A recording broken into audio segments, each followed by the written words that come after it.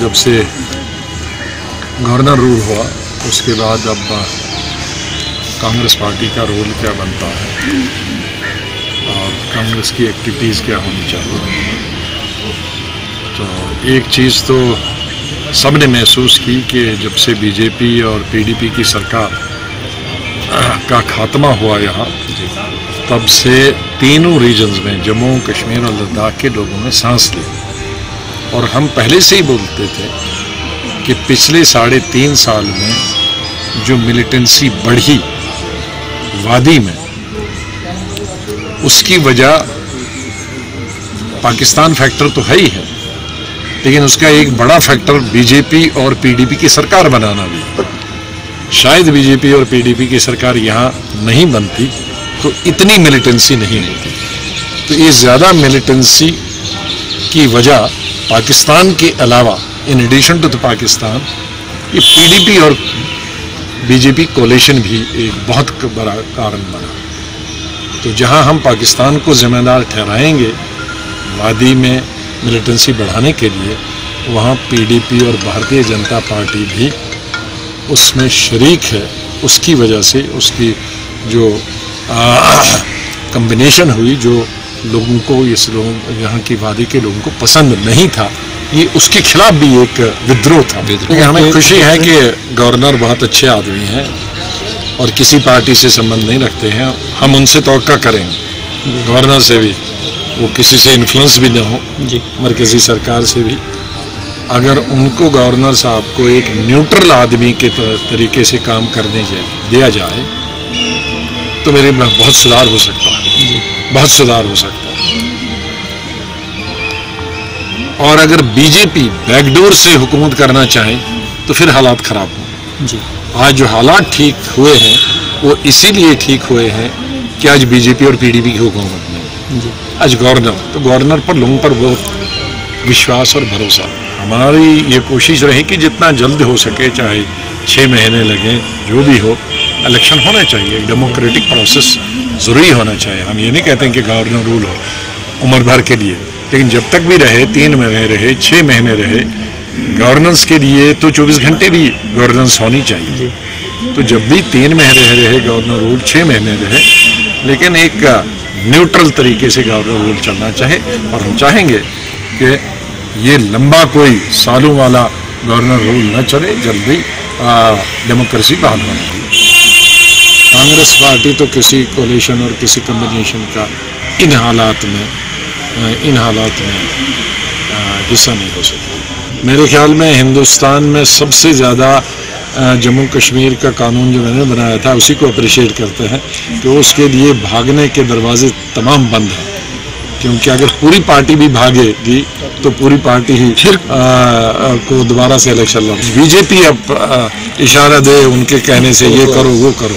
आज़ाद साहब, आपका तो ये रहा है जब से मंत्रियों की बात नहीं करता, कोई भी लीडर, बीजेपी और पीडीपी ही तो इस तमाम बीमारी की जड़ है। हमारी कश्मीर ग्रुप की परसों मीटिंग हुई, मनमोहन सिंह जी, उसने हमारी जो बात है उसको एंडोर्स किया कि कोई हम सरकार पीडीपी के साथ नहीं, आज़ाद साहब अलायंस पीडीपी के साथ नहीं करते। हमने आर्मी के खिलाफ कोई बात नहीं की। और जो हमारी फौज है वो सबकी है, वो इस देश के हिंदू की भी है, मुसलमानों की भी है, सिखों की भी है, ईसाइयों की भी। वो हिंदुस्तान की फौज है, वो बीजेपी की फौज नहीं। वो फौज किसी एक धर्म की फौज नहीं। हिंदुस्तान में जितने धर्म रहते हैं उनकी फौज हमारे मुल्क की फौज है। हमें अपने मुल्क की फौज पर गौरव है, फख्र है। हमारी आर्मी ने जितना काम लड़ाई में किया पाकिस्तान के साथ, उसको हमेशा सराहते हैं हर हिंदू मुस्लिम। और फौज में सिख भी हैं, फौज में मुसलमान भी हैं। अभी एक मुसलमान फौजी का कत्ल पाकिस्तानियों ने ही किया। तो फौजी किसी एक धर्म की नहीं। लेकिन हमारी, और जब हम सिक्योरिटी फोर्सेस कहते हैं, ये बीजेपी वाले सिक्योरिटी फोर्सेस को हमेशा आर्मी क्यों कहते हैं? सिक्योरिटी फोर्सेस तो जम्मू कश्मीर पुलिस है। सिक्योरिटी फोर्सेस में जम्मू कश्मीर पुलिस भी है। अगर कहीं ज्यादतियां होती हैं सिविलियंस के साथ तो उसमें तो जम्मू कश्मीर पुलिस भी होती है। मैं जब चीफ मिनिस्टर था तो जो फेक इनकाउंटर था और जो मैंने कब्रें खुदवाई थी वो आर्मी वालों ने नहीं किया था, वो हमारे जम्मू कश्मीर की पुलिस ने किया था। तो मैं जब कहीं एक्सेसेस की बात करता हूं तो उसमें तो पुलिस भी आती है। तो ये भारतीय जनता पार्टी हर किसाब को पॉलिटिक्स के लिए इस्तेमाल करती है। तो हमने कोई फौज के खिलाफ नहीं, फौज तो हमारी फौज है, जो उन्होंने काम अच्छा किया मिलिटेंसी के लिए, अच्छा मिलिटेंसी खत्म करने में उन्होंने जो काम किया उसको कौन भुला सकता है। मेरा इतना ही कहना है, पहले भी कहा था आज भी कहा था, कि कश्मीर में पिछले 10-20 साल में जहां बहुत नुकसान हुआ, हजारों लोग मारे गए हैं, हजारों लोग मिलिटेंट भी मारे गए, तो मिलिटेंटों ने तो खुद चुन लिया है कि हमें मरना है, लेकिन सिविलियन भी बहुत मारे गए हैं। तो सिविलियन के मारने में, जो हिंदू हो सिविलियन, वो मुसलमान हो सिविलियन, उसका कोई भी धर्म हो, हिंदुस्तान में कहीं भी सिविलियन हो, तो हिंदुस्तानी के नाते हमें अफसोस करना चाहिए और ये कोशिश करना चाहिए कि सिविलियन न मरे, क्योंकि सिविलियन का कोई कसूर नहीं होता है। तो अगर सिविलियन न मरे, इस पर बीजेपी को गुस्सा है तो मैं क्या करूं?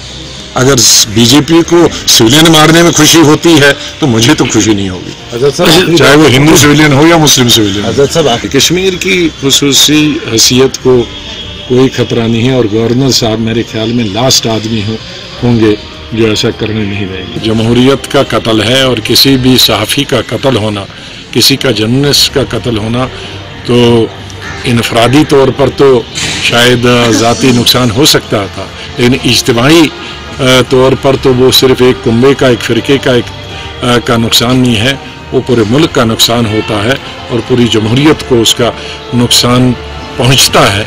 और जिस फ्रीडम ऑफ प्रेस की हम कांग्रेस बात कर रहे हैं, और जिस फ्रीडम ऑफ प्रेस को मिलिटेंट तो बंदूक से मार देते हैं, लेकिन बीजेपी की सरकार ईडी और इनकम टैक्स से मार रही है आज है पूरे देश में। हाँ, वो फ्रीडम ऑफ प्रेस को हम मरने नहीं देंगे, चाहे वो मिलिटेंट मारना चाहेंगे बंदूक से जोर से, या भारतीय जनता पार्टी की सरकार इनकम टैक्स और एनफोर्समेंट डायरेक्टरेट के दबाव से मालिकों पर दबाव डालकर ख़त्म करना चाहें, उसके लिए हम पार्लियामेंट और पार्लियामेंट के अंदर बाहर लड़ाई बराबर लड़ते हैं।